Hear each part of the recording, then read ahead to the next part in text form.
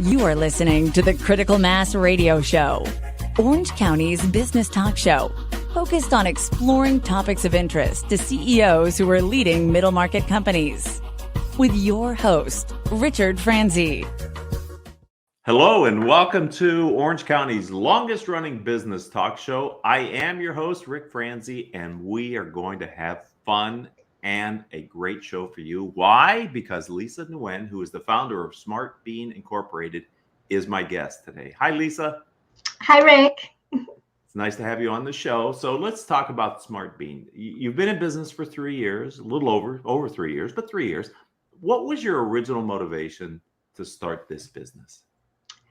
So 2018 is when I started SmartBean, and that year, I was so broken that I needed to build something to feel whole again. And it wasn't broken in terms of financials, we were fine, but emotionally I was a wreck. It was the year before I had just experienced the biggest failure in my career, followed by intense divorce that just left me. I was just lost and sad. And so I did a lot of soul searching, and I realized that home was loved but unsettling, and work was my sanctuary. It was where I found peace.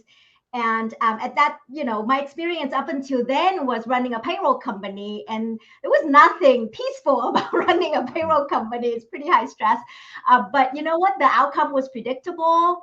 That's why I feel appreciated. And I just needed to build something to get back to that again, so I can feel whole again. And of course, in supporting my children, I can just get another job, right? But I took the risk of starting the business really to save myself, just to feel okay again.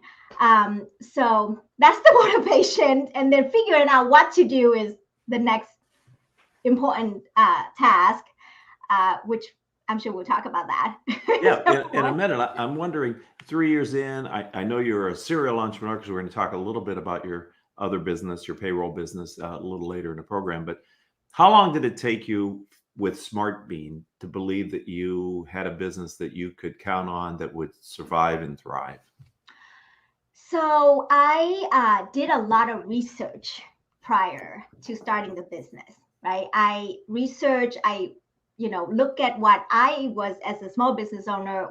I knew that I wanted to be supporting the small businesses, because that's where I feel most comfortable. That's what I know. And so next is just what do they need? And so I did a lot of research. I talked to tons of people. I go to a tons of conferences. I have spreadsheets up the walls, like just did a lot of that. So in terms of benchmarking and, making sure that this work, I self-check all the time, right? But the turning point for me was really when smart people, good people, capable people starting to join the company. Is when I that's kind of like confirmation for me that it was just not me and my crazy idea.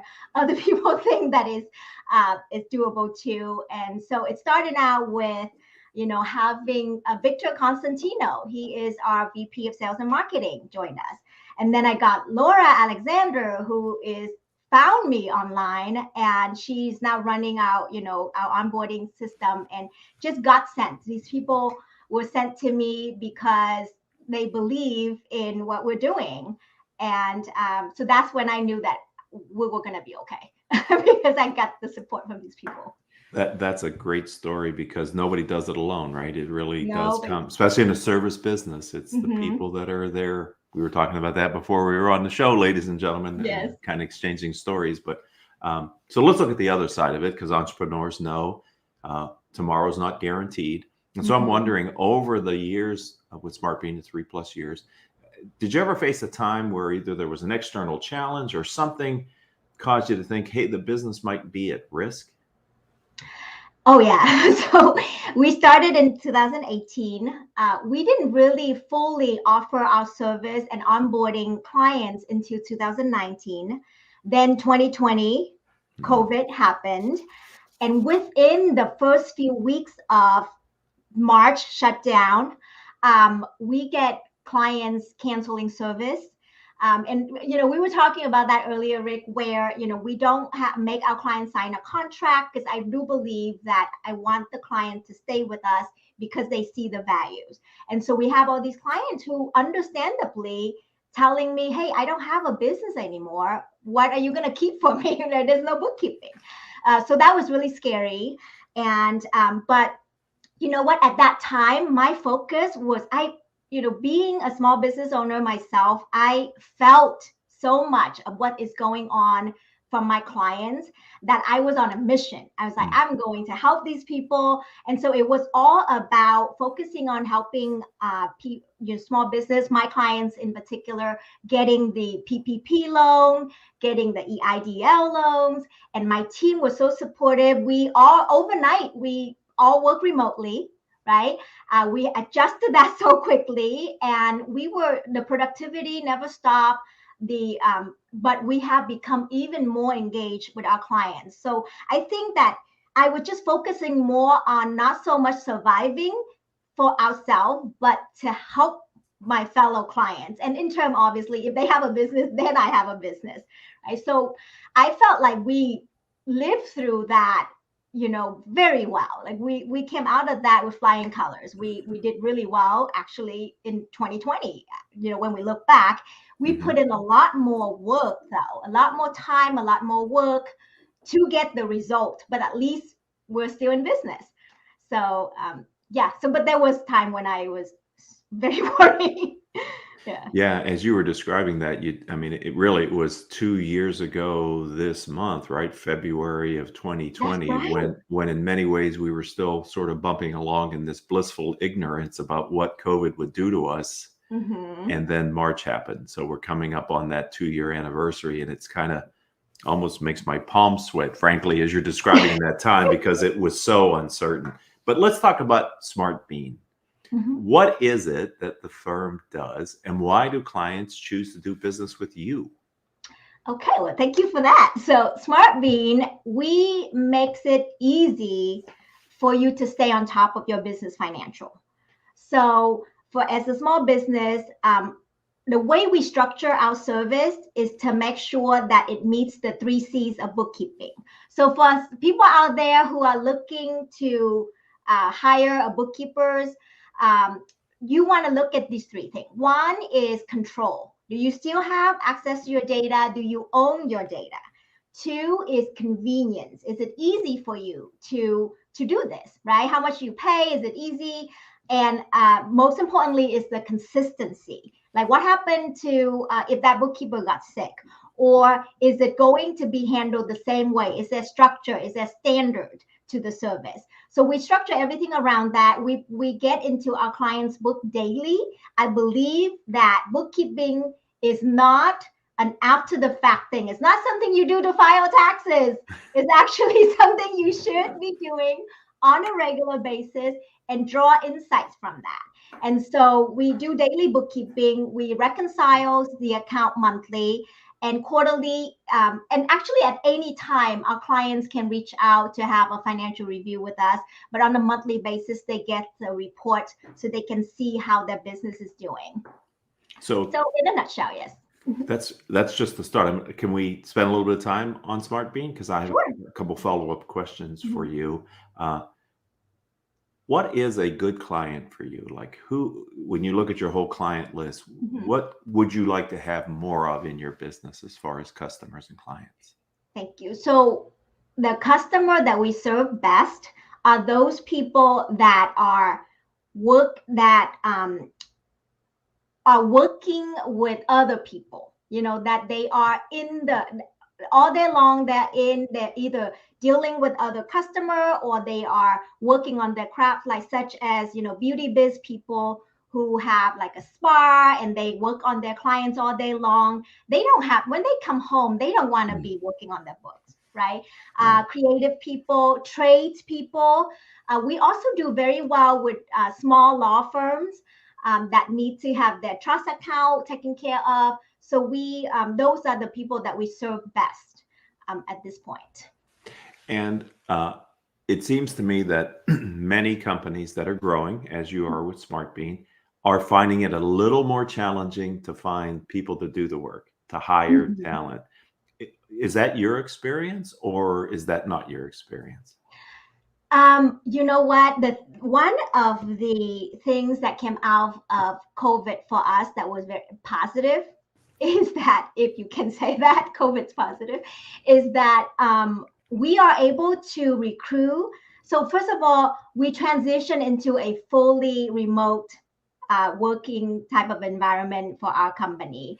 Our company is completely, fully US based. So we don't offshore any services. I know that's a popular thing right now, to Mhm. offshore bookkeeping service. All of our staff are US based. So the nice thing about this, though, with working remotely in the accounting industry, is very traditional, where people, accounting firms, want their employees to be working in the office. And so, because of COVID, a lot of people really start to see the benefits of working from home, Right. and therefore they don't want to go back to work. So we were able to recruit some of the best talents that I would otherwise not be able to recruit, that they join our firm because they want to be able to work remotely.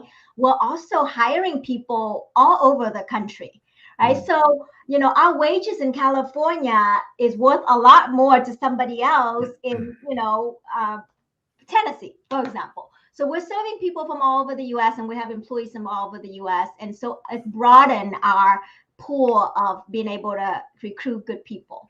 So it's been working well for us. The biggest challenge we have, I would say, with remote working is the productivity part, right? Mm. We all have to learn how to work at home, because it's too easy to have distraction. It's too easy. We don't realize it, but and then also, we talked about this earlier, Rick, like, you need to go outside, take a walk. Don't just be in the room with, all day long. That could be tough too. So we do different things in our company to keep that conglomerate, the communication between the beans, uh, more constant and easier. We do a lot of video chatting all day long.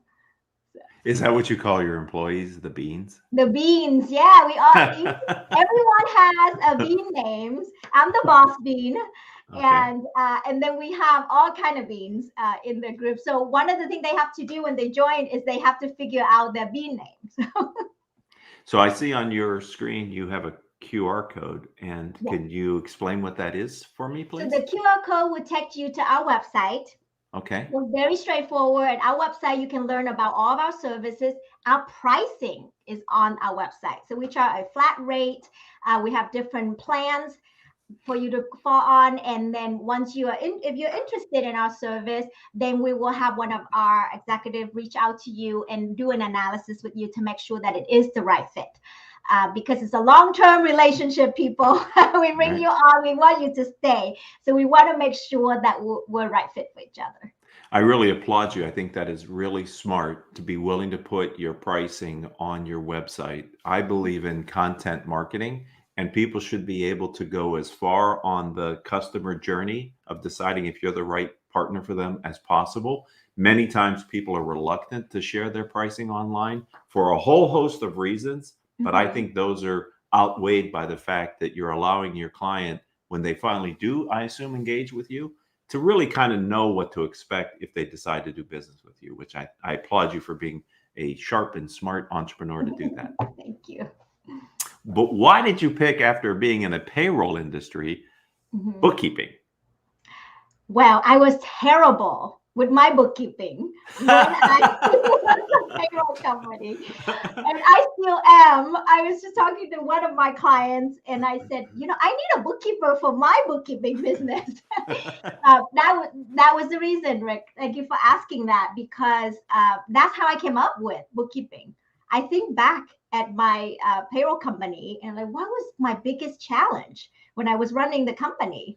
I was like, it's bookkeeping. I was always behind, right? I wanted to hire bookkeepers, and I have tried, and I spend more time teaching them about where to put the transactions then because they come every month or every few weeks, it's the inconsistency of it. That's why consistency is important. That's why we do it every day, right?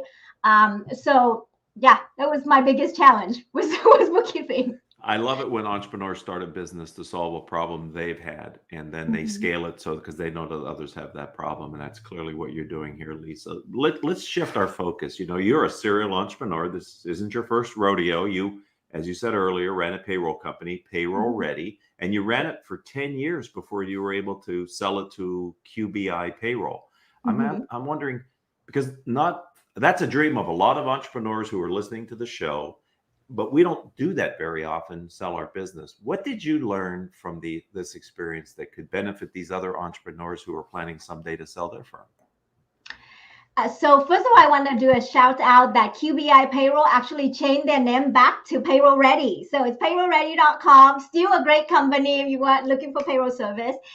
But what I've learned from that is a couple of things. One is, you have to, if you want to sell your business, you want to structure it as if it is a franchise so that somebody else can go in and just pick up the pace. So, make yourself dispensable as soon as possible, right? Because, you want to be able to have an operation structure that way, document everything. And always know what it is that you're selling. Are you selling the whole operations, or you're just selling the client list, right? And when someone asks to buy your company, sell it. That's the best time. Right? You can always create another one, right? Maybe even better ones. So if someone asks you for it, you have, you're in the seat to negotiate. And so don't say no right away. Consider the opportunities. That is fantastic advice and surprising, but I completely agree with you. Any unexpected change of feeling after you sold the company? How was that when you no longer had your company as a part of your identity? Yeah, that was part of the whole thing, Rick. So when I sold the business, I was on the high. It was a great exit, fair, good. The company's still going on. So I was very proud of that first child, right? Then I think I felt lost. I just lost that space, got involved into another biotech company that is a startup, and it was just epic fail in all areas, and which also affecting my marriage and everything else too. So it is now I am 10 years later a lot wiser. But you got to do what you do, and I have accepted that. Everything that's happened is the way it's supposed to happen. I've learned so many lessons from it. But it is hard for entrepreneurs to not attach ourselves to the identity of the business. It is difficult. Well, you refer to it as a child in some ways, and that is, you put so much of your time and energy into the business as an entrepreneur that it's hard not to align yourself with it. And many entrepreneurs, the research shows that many entrepreneurs, after they sell their business, are unhappy because they hadn't planned for a life where they weren't integral to a business. And so, to your credit, you're now thriving and regrowing, but you had to go through it. It's amazing how much the entrepreneurial journey will test the individual and really cause you to be thinking deep thoughts about yourself in addition to building and growing a business. It's not an easy path, and it's not everyone is cut out for doing what you're doing, and I applaud you for being successful at it. Not once, but twice. I'm sorry. Go ahead. I was just going to ask where you go to get insight and experiences from other entrepreneurs that are helping you as you grow and build your company. So I go inside first, right? So I take a lot of time to reflect, because I think I am my best teacher to really learn from my experience, from myself. I continue to stay in touch with my clients. So every week I have clients meetings to review with them what's going on. So I have that constant market research feedback from our clients. And I have a group of professionals that I network with. Rick, I saw your post on BNI for your son. And that is the group. That is it. Every group is different. I'm in a BNI group, and I have to tell you, the professionals in there are more than just my professional networking friends. They have become my friends, and they provide insight and resource and motivations. So I do that every week. So every week I have a dose of, self-reflection, clients, interaction and connections, and my professional group. Fantastic. Yes. And it was, as I said on the LinkedIn post, my son was the featured speaker for that BNI session. He actually invited me to come, which was an honor that he would want me in the room. And then I could not have been more proud than to see him as a professional man talking about his business in the way that he did. So where's the future? What is the future for you and SmartBean? What do you see in the next several years, Lisa? So I know we're about to run out of time, but so there's a couple of things I want to talk about this. But the biggest one is that we will have a mobile applications for our business that help our clients, help educate our clients and connect them to their numbers. Because that's the only way we can scale SmartBean, right? There's only so many, there's only one Lisa, and I only have so much time in a week. But I want our clients to continue to be able to understand, draw insights from the data that we provide them, from their financials. And the app is going to do that. It's my Mount Everest, but I'm going to get there, and we are going to have it. And I want SmartBean to remain a fully US-based company for as long as, we will always, my dream would be creating jobs for Americans to support American business.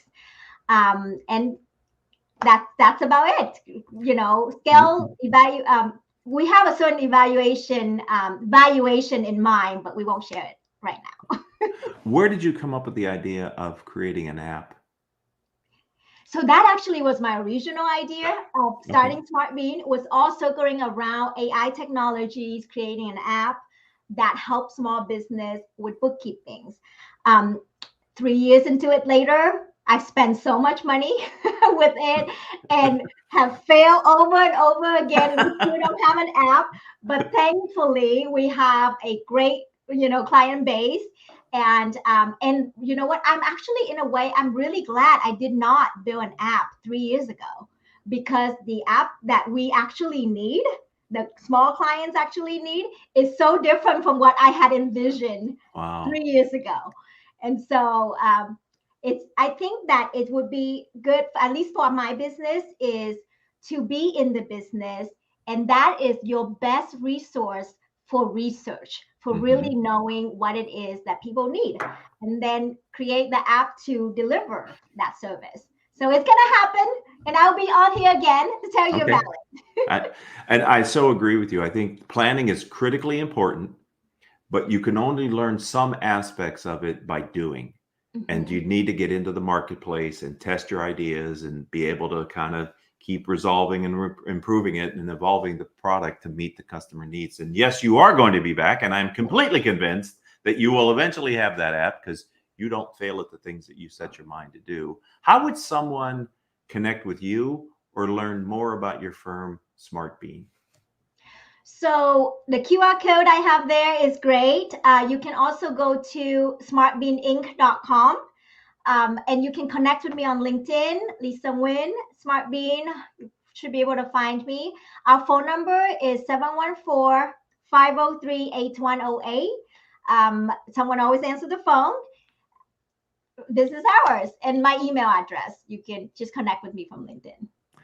This has been as exciting as I thought it was going to be. You're an impressive entrepreneur building your second successful company. Thank you for giving some of your time today to our audience and being a part of our community. I appreciate it.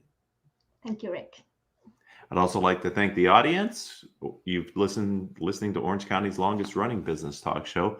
Lisa's episode was number 1347.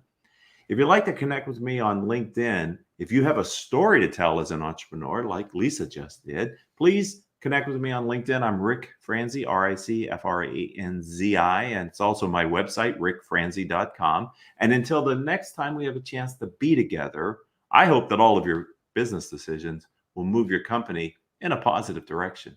you.